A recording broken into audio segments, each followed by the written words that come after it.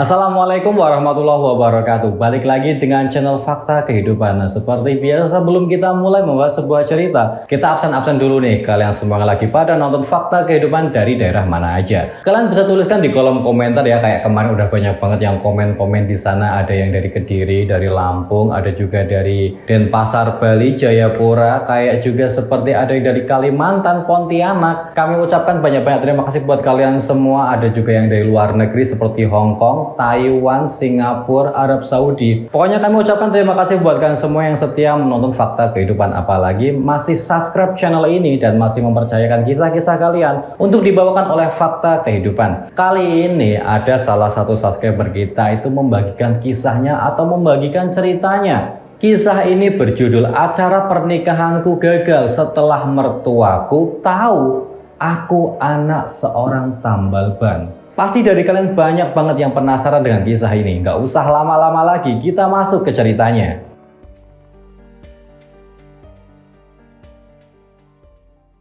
Nah, seperti biasa nama dan tempat kita samarkan untuk kepentingan bersama. Memang menjalani sebuah pernikahan, apalagi yang mau mempunyai acara pernikahan, ingin membuat acara pernikahan itu pasti banyak banget rintangannya. Untuk pemuda-mudi, untuk pasangan-pasangan yang mau bikin acara pernikahan, tidak cuma dibutuhkan biaya, tapi izin dan doa restu dari orang-orang terpenting itu sangat dibutuhkan. Pernikahan itu kan menyatukan dua keluarga besar menjadi satu. Nah, itu pasti banyak banget halangan, rintangan, dan cobaan di dalamnya. Nah, seperti kisah yang dialami seorang wanita, sebut saja namanya Eva. Nah, Eva itu punya kekasih atau punya pacar, punya pasangan yang ia kenal dari bangku SMA. Sebut saja pemuda pacarnya si Eva ini adalah pemuda bernama Daniel. Nah, Eva sama Daniel itu udah lama banget kenal, udah lama banget pacaran sejak SMA. Nah, saat mereka belum lulus SMA, Daniel, pacarnya si Eva itu pernah ngomong bahwasanya mereka akan menikah saat si Daniel sudah mendapatkan pekerjaan setelah lulus kuliah. Nah, saat lulus SMA itu, mereka berdua itu menjalani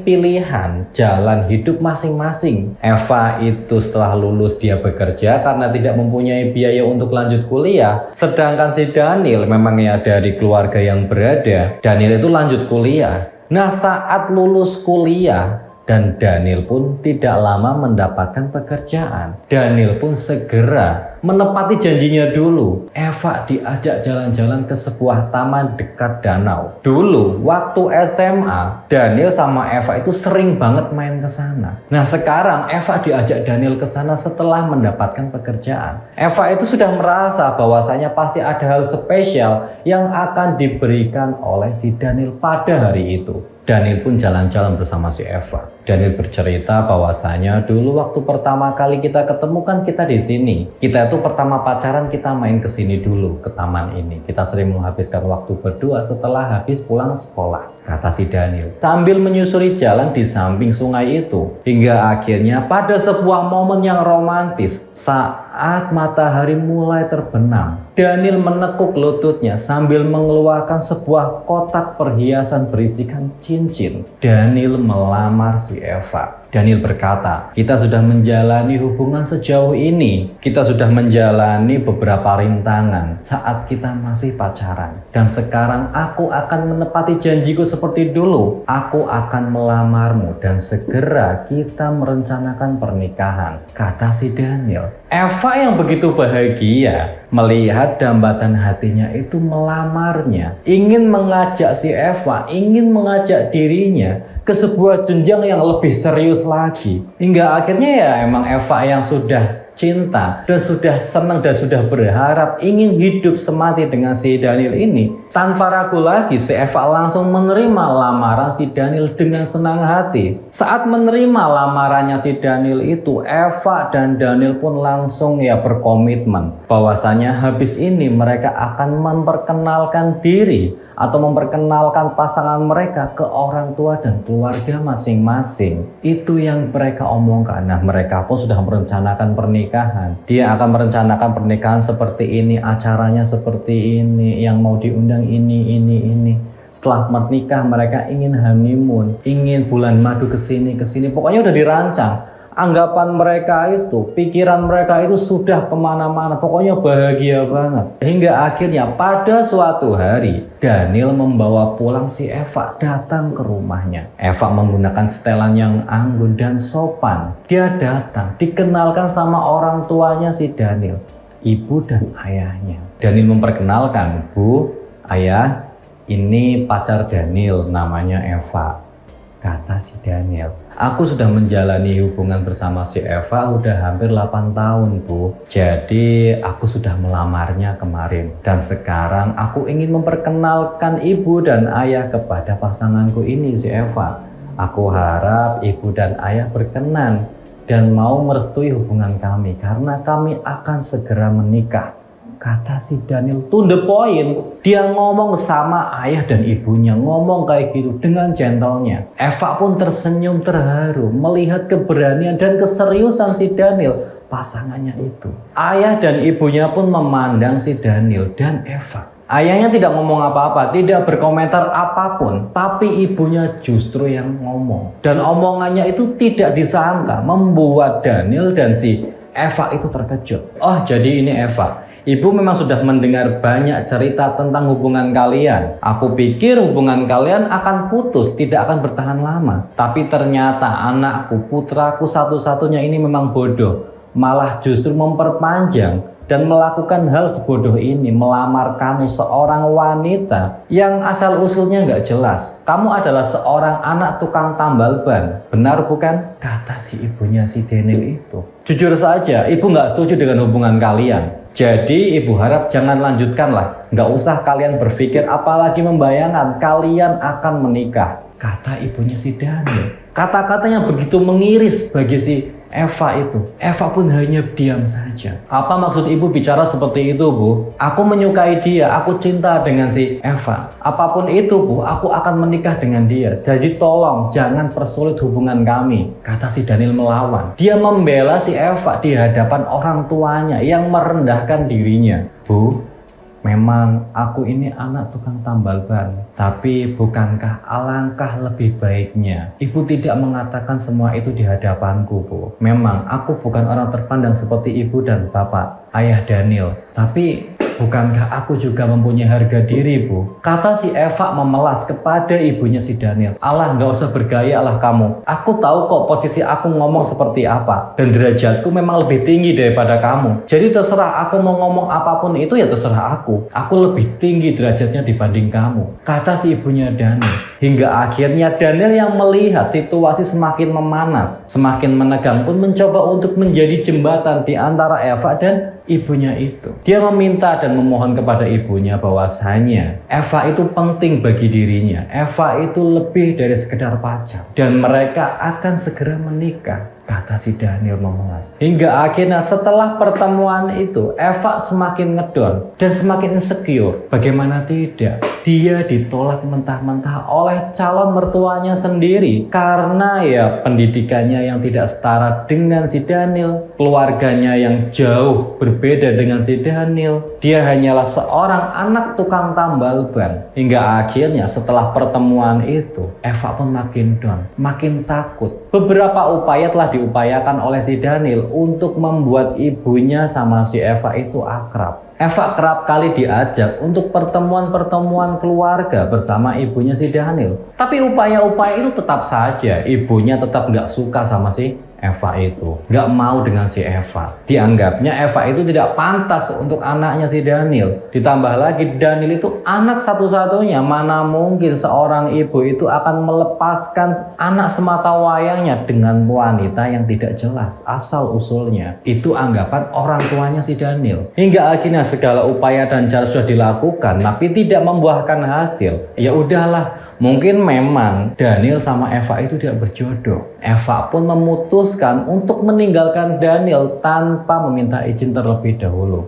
Eva memutuskan pergi keluar kota. Dia kerja di luar kota meninggalkan Daniel tanpa berpamitan. Daniel pun yang kebingungan dan ya gimana? Ini kok malah nggak ngomong apa-apa. Dia nggak izin dulu, nggak langsung pergi gitu aja. Dia mencoba untuk menelpon, untuk chatting. Tapi Eva justru memberikan alasan yang tidak bisa dipercaya oleh si Daniel, tidak bisa diterima. Dia cuma ngomong, ya udah deh, harapan tinggal harapan saja, rencana tinggal rencana. Aku ingin merubah hidupku agar menjadi seseorang yang lebih baik dan pantas untuk dirimu. Beri aku waktu untuk merubah nasibku, kata si Eva. Eva beranggapan bahwasanya dengan dia merantau mencari pekerjaan, dia akan dianggap lebih pantas dan dianggap lebih layak untuk menjadi pendamping si Daniel. Ia pun bekerja. Di suatu kota, Eva diterima kerja menjadi seorang pelayan di restoran. Dia bekerja keras menabung dan mencari ilmu. Bagaimana caranya agar dia menjadi wanita yang terdidik? Bagaimana caranya ia menjadi seseorang yang sukses dan bisa membayar semua omongan dari calon mertuanya itu, ibunya si Daniel. Ia mau bagaimanapun, si Eva hanyalah seorang manusia biasa. Apabila dia disakiti oleh seseorang, dia pasti akan terluka. Dan luka itu ya namanya juga manusia biasa, pasti akan menimbulkan sebuah dendam. Nah, dendamnya si Eva bahwasanya ia akan membalas dengan cara kesuksesan dia. Itu yang dipikirkan oleh si Eva. Eva pun terus bekerja. Dalam pekerjaannya, Eva mempunyai mimpi. Bagaimana kalau nanti aku akan menabung. Dari uang tabunganku itu, aku akan membuat sebuah kafe tempat nongkrong yang pasti banyak banget pelanggan dari kalangan anak-anak muda yang main di sana. Aku akan menjual aneka-aneka kopi, aneka minuman, dan cemilan-cemilan untuk teman nongkrong anak-anak muda di kota itu. Eva mempunyai cita-cita yang besar. Dengan dia memiliki sebuah kafe, mempunyai usaha, dan dia menjadi sukses, ia akan bisa membayar omongan pedas dan omongan yang menyakitkan dari ibunya Daniel itu. Selama hampir 2 tahun ia bekerja. Dan selama 2 tahun itu pula, Eva tuh sering chattingan, sering berkomunikasi dengan si Daniel. Namun 2 tahun terakhir, Eva itu lost kontak. Dia tuh kehilangan kontaknya si Daniel. Nggak pernah lagi chatting, nggak pernah lagi teleponan kayak dulu. Dulu tuh Eva sama Daniel itu sama-sama ya menyemangati, sama-sama memberikan support bahwasanya mereka memiliki mimpi akan menjadi seorang suami istri, menjadi seorang pasangan di kemudian harinya. Tapi Daniel itu hilang kontak, lost kontak. Dan kabar terakhirnya katanya itu Daniel sudah menikah dengan seorang wanita pilihan ibunya. Hati Eva begitu hancur mendengarkan kabar pria pujaan hatinya. Ia rela berkorban keluar kota, merantau untuk menjadi sukses dan membuktikan dia pantas untuk prianya. Justru pasangannya menikah dengan seorang wanita pilihan orang tuanya itu. Eva pun makin hancur. Tapi kehancurannya si Eva itu dibuat positif, dibuat pendorong dan support bagi si Eva bahwasanya kelak nanti aku akan jadi lebih sukses, menjadi orang yang terpandang, yang bisa membuktikan bahwasanya dia pantas dan omongan-omongan mereka itu salah semua tentang dirinya. Eva beranggapan seperti itu. Ia bekerja keras, ia menciptakan cita-citanya menjadi terwujud. Tidak lama kemudian, beberapa tahun kemudian, si Eva berhasil menciptakan atau membuat usahanya, membuat usaha kafe. Dan kafe itu ramai, banyak orang-orang nongkrong di sana. Tidak hanya dari kalangan anak muda, kalangan orang tua pun, bahkan dari orang kantoran kerap datang ke sana untuk bersantai sembari menyicipi secangkir kopi. Di sana itu banyak, ramai. Ini semua tidak luput dari usahanya si Eva. Dulu selama bekerja, Eva sering sekali membaca buku-buku bagaimana caranya untuk membuka usaha kafe. Dan tidak cuma itu, Eva kerap kali main ke tempat kafe-kafe terdekat di sana. Dia tanya-tanya kepada pemilik kafe bagaimana caranya buka kafe, bagaimana caranya mengelola sebuah usaha kafe. Hingga akhirnya Eva mempunyai kafe tersendiri dan sekarang kafenya Eva itu pun laris manis ramai. Setelah kesuksesan itu, setelah lama dia tidak pulang ke kampungnya, ia pun pulang. Kabar Eva pulang pun didengar oleh keluarganya si Daniel. Nah, di sini ibunya si Daniel lah yang pertama menemui si Eva. Ada apa ini? Bukankah dulu orang tuanya Daniel, terutama ibunya Daniel ini sangat benci dengan si Eva? Tapi setelah tahu bahwasanya Eva pulang, dia yang justru menemui Eva terlebih dahulu. Mencari Eva, di mana Eva? Nah, si Eva saat itu datang ke rumahnya si Daniel, mencoba untuk silaturahmi, mencoba untuk mencari tahu keadaan si Daniel. Tapi saat si Eva datang ke rumahnya Daniel, tetangganya si Daniel itu pada ngomong. Waktu itu Eva tanya, "Maaf Bu, kok rumahnya Daniel ini kok sepi? Di mana keluarganya? Saya pencet belnya berkali-kali tapi kok nggak ada yang keluar." Kata si Eva bertanya kepada tetangganya Daniel, "Oh, si Daniel sama keluarganya udah lama nggak tinggal di sini, Mbak. Dia tuh udah lama pergi." Loh, pergi? Eva bingung, kok bisa keluarganya Daniel ini kok pergi? Bukankah rumahnya itu begitu penting, begitu menyimpan histori ataupun cerita tentang keluarganya si Daniel? Tapi kok keluarganya Daniel itu kok pergi? Eva bingung, emang ada apa ya?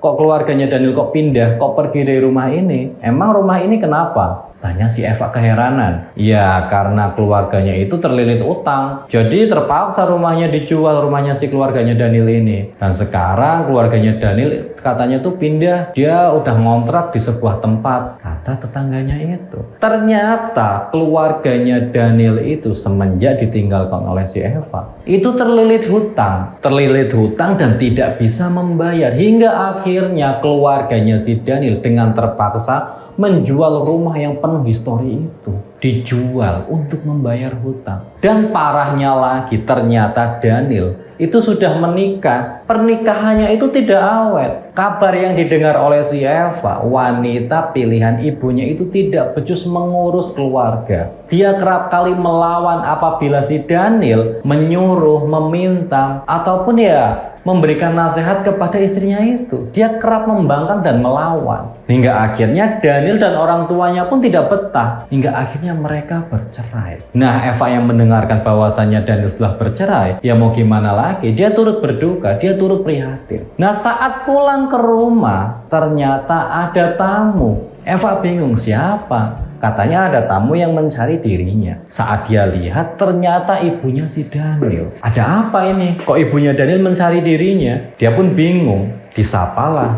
"Oh tante, ada apa tante?" Katanya tante cari saya. Kata si Eva. "Oh Eva, kita udah lama nggak ketemu ya," kata si ibunya Daniel. Hingga akhirnya Eva dan ibunya Daniel duduk di ruang tamu rumahnya si Eva. Mereka ngobrol-ngobrol. Hingga pada suatu saat obrolan mereka pun mulai serius. "Eva, tante dengar katanya kamu sekarang udah sukses ya bekerja di kota," kata si ibunya Daniel. "Oh itu, biasa aja sih tante. Saya ya bekerja ya gitu-gitu aja. Ya itu ya berkat usaha dan kerja keras saya selama ini tante," kata si Eva. "Oh baguslah kalau kayak gitu. Tante ikut senang.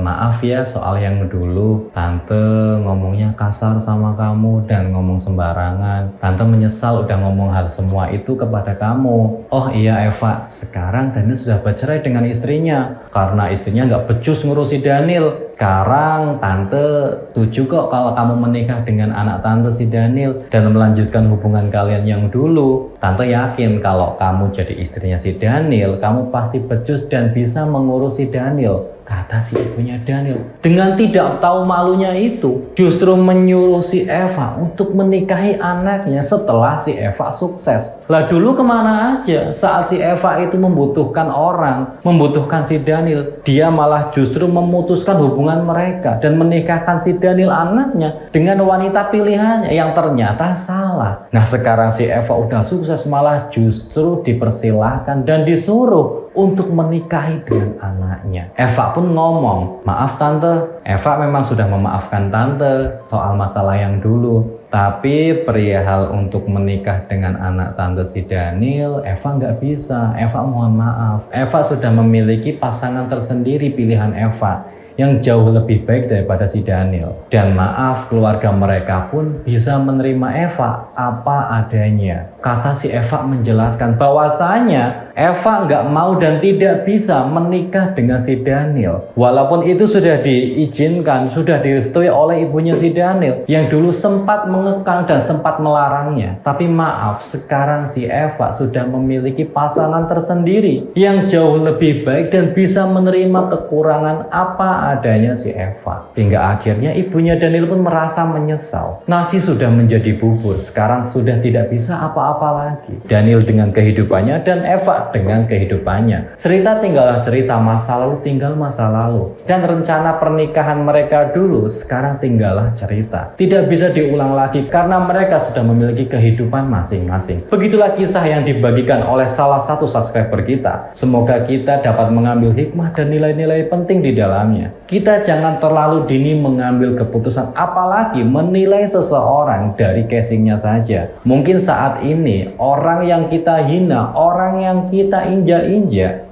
memang sedang ada di bawah. Tapi ingat, kehidupan itu berputar. Siapa tahu besok, nanti, atau sebentar lagi kehidupan dia yang kita injak-injak itu akan berputar lebih baik atau jauh lebih baik daripada kita. Dan saat itu terjadi, kita sendirilah yang menyesal dan malu. Semoga kisah ini dapat menjadi inspiratif bagi kita dan dijadikan contoh kepada kehidupan kita sehari-hari. Dan bagi kalian semua yang pengen komen-komen, memberikan kritik dan saran, kalian bisa tuliskan di kolom komentar. Dan bagi kalian pula yang punya cerita-cerita unik, kisah-kisah menarik yang ingin dibawakan atau dibagikan kepada fakta kehidupan, kalian bisa tuliskan lewat WA ataupun Instagram di bawah ini. Tetap dukung channel kami dengan cara like, komen, dan subscribe, dan tunggu video-video berikutnya. Sekian dari saya, semoga bermanfaat. Terima kasih. Wassalamualaikum warahmatullahi wabarakatuh.